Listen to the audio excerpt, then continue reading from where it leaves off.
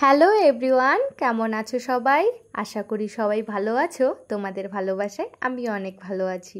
আজ শনিবার, সকাল বাজে এখন 10টা। আজ আবার রাখি পূর্ণিমা। জানো, এই রাখি পূর্ণিমার দিন আসলে না আমার মনটা ভীষণ খারাপ হয়ে যায়। কেন যে একটা ভগবান ভাই দিল না। আজকে যদি একটা ভাই থাকতো তাহলে রাখি বন্ধনে রাখি পরাতাম, ভাই ফোঁটায় ফোঁটা দিতাম। কয়েকদিন আগে মার্কেটে গিয়েছিলাম। মার্কেট থেকে বাড়ি ফেরার পথে দোকানে দেখি কতগুলো রাখি। সেই রাখি দেখে না মনটা ভীষণ খারাপ হয়ে গেছিল। সেই মন খারাপ দেখে রিকু বলছে, তোমার ভাই নাই তো কি হয়েছে, গোপালকে রাখি পরাবা। গোপালও তো ভাইয়ের মতো, আমরা যখন বিপদে পড়ি আমাদেরকে বিপদ থেকে রক্ষা করে। এই কারণে সকালবেলা ঘুম থেকে উঠে আগে বাইরে ঠাকুরগুলোকে পুজো দিয়ে দিচ্ছি, তারপর গপুকে রাখি পরাবো। রিকু আবার সকালবেলা স্নান করে গেছিল একটু বাজারে। বাজার থেকে রাখি আর মিষ্টি আর তার সাথে সন্দেশ, লাড্ডু এগুলো সব নিয়ে এসেছে। যাই হোক, বাইরের ঠাকুরগুলো তাড়াতাড়ি করে পুজো দিয়ে দিই, এদিকে আবার দেরিও হচ্ছে। রনো আবার সকালবেলা ঘুম থেকে উঠেই আগে স্নান করে নিয়েছে। ও রাখি পরবে, এত এক্সাইটেড ও যে ও কখন ও রাখি পরতে পারবে সুজুর হাত দিয়ে। সুজু তো অনেক ছোট, ও তো এগুলো সব বুঝে না এখনো, তাই ওর কোনো এক্সাইটেড নাই যে রাখি মানে কি, রাখি পরালে কি হয়। যাই হোক, আস্তে আস্তে বড় হবে, বড় হলে ঠিক বুঝবে।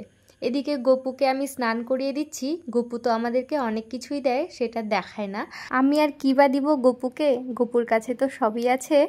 ওই যে কয়েকদিন আগে রিকু নিয়ে আসলো ড্রেসগুলো, আজকে দুটো ড্রেস বের করলাম। বড় গপুকে আর ছোট গপুকে নতুন ড্রেস পরাবো। এই যে দেখো, সুন্দর করে সাজিয়ে দিয়েছি। কেমন লাগছে বলো তো আমাদের গপুকে? আমার তো খুব ভালো লাগছে। ড্রেসটাও কি সুন্দর মানিয়েছে, তাই না? রিকুর চয়েস আছে। চলো, বড় গপুর তো স্নান হয়ে গেল, এবার ছোট গপুকেও স্নান করাই নিব, তারপর আবার রাখিও পরাবো। এই যে রাখির সব কিছু রেডি করে নিয়েছি, চলো এখন রাখিটা পরিয়ে দিই। দাঁড়াও, আগে চন্দনের ফোঁটাটা দিয়ে দিই। গপুর কিন্তু চন্দনের ফোঁটা অনেক ফেভারেট। সবার আগে চন্দনের ফোঁটা দিয়ে দিলাম, তারপর এবার রাখিটা পরিয়ে দিব। জানো, রাখিটা পরাতে পরাতে এত মনটা ভালো হয়ে যাচ্ছে যে কি বলবো আর। কিন্তু আমাকে দেখার পর রিকুর একটু মন খারাপ হচ্ছে। আমার যেমন ভাই নাই, রিকুরও কিন্তু তেমন বোন নাই। জ্যাঠাতো বোনগুলো আছে, কিন্তু ছোটবেলায় তারা পড়াতো, এখন বড় হয়ে আর আসে না, এখন কাজে ব্যস্ত।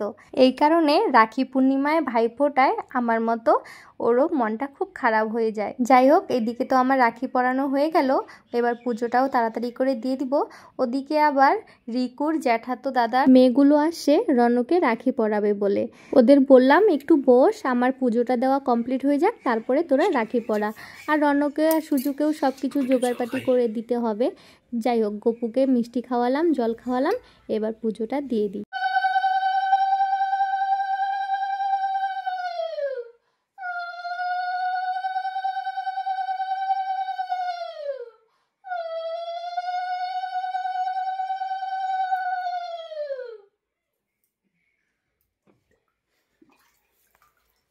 আমাদের গপুও বসছে, আমাদের গপুকেও সবাই তো পড়বে না।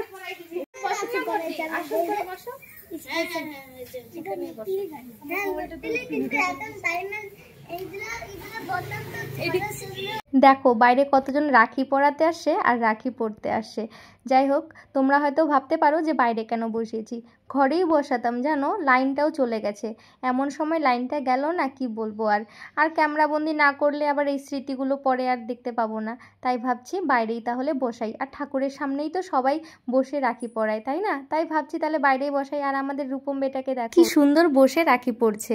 এগুলো তো বড় হয়ে মনে থাকবে না, তাই ক্যামেরাবন্দি করে নিলাম। পরে যখন ভিডিওগুলো দেখবে আর একা একাই হাসবে ওর কাণ্ডকীর্তিগুলো দেখে। সবাই যখন আসে তাই ভাবছি গপুকেও বের করে দিই, দুটা গপুকেই বের করে দিয়েছি, গপুকেও রাখি পরিয়ে নিচ্ছে সবাই। পার্পল কালার শার্টে যাকে দেখছো ওর নাম কেশব। সম্পর্কে ভাস্তা হবে, পাশের বাড়িতে থাকে। সরি, পাশের বাড়িতে না, আমাদের বাড়ি থেকে অনেকটা দূরের বাড়ি, কিন্তু পাশের বাড়িতে ওর কাকু বাড়ি। তো আসছে যখন, তাই আমাদের বাড়িতে আসছে বেড়াতে। তো মুনকে বললাম একটু রাখি পরাতে। ও খুব সুন্দর ব্লগ বানায় জানো, আমি ওর প্রত্যেকটা ব্লগ দেখি। যাই হোক, মুনের সাথে তো আমি পরিচয় করিয়ে দিয়েছি আগেই। মুন তো হচ্ছে রিকুর জ্যাঠাতো দাদার মেয়ে। আর এই দেখো আমার শ্বশুরমশাই, শ্বশুরমশাইকেও বললো বসতে, ওরা দাদুকেও পরাবে রাখি। আর বাবাও কি সুন্দর বসে গেল। আর সুজু তো অনেক ছোট, পড়াতে পারে না, তাই আমি ওকে হেল্প করে দিচ্ছি। ছোট ছোট অনুষ্ঠানগুলোতে বাড়ির সবাই একসাথে থাকলে না খুব ভালো লাগে জানো। আর বাবাও আমাদের সাথে কি সুন্দর থাকে, আমাদের সাথে এনজয় করে। এমনিতে কিন্তু বাবা খুব রাগী, কিন্তু খুব ভালো মনের মানুষ। যাই হোক, সুজু এখন বাবাকে রাখি পরাই দিয়ে এবার রণ দাদাকে রাখি পরাবে। আর রণ তো মনে মনে খুব খুশি যে ও রাখি পরতে পারছে। সেই এক সকালে উঠেই স্নান করেছে, কখনো রাখি পরবে, এতক্ষণে ওর মনটা খুশি হলো। আর সুজু তো অনেক ছোট, পরাতে পারছে না, তাই ওকে আমি হেল্প করে দিচ্ছি। আর ওকে মিষ্টি খাওয়াই দেওয়াতে ও বলছে ও নাকি মিষ্টিটা খাবে না, তাই ওই পাশ দিয়ে ফেলে দিল। তারপরে দেখো ওকে আবার 100 টাকা দিল। যাই হোক, রাখি পরানো তো কমপ্লিট হয়ে গেল, এবার রূপম বেটাকে পরাবে। আর এটা হচ্ছে হৃদয়, ও সকাল থেকে এতগুলো রাখি পরছে, ও আর রাখি পরবে না। যাই হোক, এবার সুজু রূপম বেটাকে রাখি পরায় নেবে। ছোটদি রূপম বেটাকে কোলে করে নিয়ে বসছে। এদিকে আবার বৃষ্টিও শুরু হয়ে গেছে জানো, তাই তাড়াতাড়ি করে ওকে রাখিটা পরিয়ে নিচ্ছি। এই বছর সুজুকে হেল্প করে দিতে হচ্ছে, আগের বছর সুজু নিজেই পরাতে পারবে রাখি, কি তাই না? রাখি পরানোর অনুষ্ঠান তো শেষ হয়ে গেল, তো চলে আসলাম এখন রান্না করতে। পূজা দেওয়ার সময়ে রিকু বলছে আজকে খিচুড়ি বানাতে। বাইরে ঝিরিঝিরি বৃষ্টি পড়ছে, আর বৃষ্টি পড়লেই ওকে খিচুড়ি লাগবে। এত পছন্দ করে ও খিচুড়ি, কিন্তু চালের খিচুড়ি খাবে না, ও ডালিয়ার খিচুড়ি খাবে। খুব পছন্দ করে ডালিয়ার খিচুড়ি। এখন তো খাবেই, আবার রাতের বেলাও ওকে এই খিচুড়িটাই দিতে হবে, তাই ওর জন্য আলাদা করে ফ্রিজে তুলে রেখেছি। আর এখন খিচুড়িটা কমপ্লিটও হয়ে গেছে, তাই রণ, সুজু সবাইকে নিয়ে বসছি খিচুড়ি খেতে। মাকে বললাম মা আর সুরজ পরে খাবে, বাবা তো এখন ভাত খাচ্ছে, তাই আমরা এখন বসে পড়ছি খিচুড়ি খেতে। রনও আজকে অনেকটা খিচুড়ি খেয়েছে, অন্যান্য দিনের থেকে আজকে একটু ঝালটা কম দিয়েছি বলেই ওরা সুন্দরভাবে পরিষ্কারভাবে খেয়েছে খিচুড়িটা। দুপুরে খাওয়া দাওয়া করে ঘুমাচ্ছিলাম, হঠাৎ দেখি রিকু ফুচকা নিয়ে এসেছে, আর মনটা তো খুশি হয়ে গেল। ফুচকা তো খেতে খুব ভালোবাসি, আর অনেক দিন ধরেই ফুচকা খাওয়া যায় না জানো, নিরামিষ খাচ্ছি এই কারণে। তবে রিকু বলছে আজকে নাকি নিরামিষ ফুচকা নিয়ে এসেছে। যাই হোক, মনটা খুশি হয়ে গেল, আজকে পেট ভরে ফুচকা খাবো। আর তার সাথে নিয়ে এসেছে মিষ্টি চাটনি। আর রণ সেই খিচুড়ি খেয়ে আর অন্য জায়গায় খেলতেও যায়নি, ওর মার ঘরেও যায়নি, আমার সাথেই ছিল, আমার সাথেই ঘুমিয়েছিল। সুজু তো ঘুমাচ্ছে ওর মার সাথে, তাই ওকে আর ডাকলাম না। আর আলু সিদ্ধটাও নিয়ে এসেছে একদম ঝাল দিয়ে, কতগুলো লঙ্কা দেখা যাচ্ছিল জানো। রণবেটা তো ঝাল খেতে পারে না, তাই ও জল আর মিষ্টি চাটনি দিয়ে খাবে। আজকে যেহেতু ঠান্ডা ঠান্ডা, তাই রিকু অনেকটা ঝাল দিয়ে নিয়ে আসছে ফুচকা। যাই হোক, আজকে মন ভরে ফুচকা খাবো। আর ফুচকাটা দেখে না আমি না খাওয়ার আগেই জিভে জল চলে আসে, মনে হচ্ছে কতক্ষণে একটা মুখে দিব। যাই হোক, চলো এবার খাই।